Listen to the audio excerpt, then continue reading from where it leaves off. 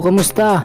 May project naman kita subong. Ang aton nga obrahon is Polynesian, pero ang aton design is i-freehan ta na lang kay may una nga tattoo si sir sa iya nga baga. So, sugpunan ta na para magnami ang iya nga itsura. So, amo naman ni aton nga obrahon. Another day, another palibog kay sakit na naman sa ulo. Pero kaya.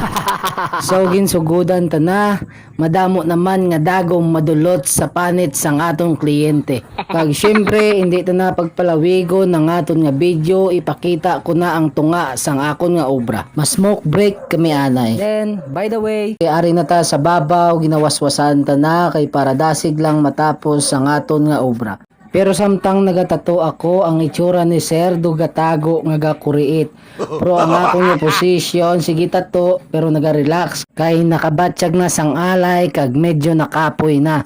Kag syempre, ang atong ginaobra, smooth shade, kag chill and relax, samtang nagalantaw. Kag syempre, ako mismo nga nagatato, naga-relax man ako kay alay-alay ang atong ginaobra. So, samtang naga-smile, sige ka good, kag balaan mo na. Kaya na ang aton nga finished product. Amo lang niya ang iyang atsura, pero ang amon nga na hakop nga oras is 8 hours antes matapos. So, hasta na lang kita dire. Thank you. Please share and follow. Mayo lang ara si ma'am, napatapos ni sir.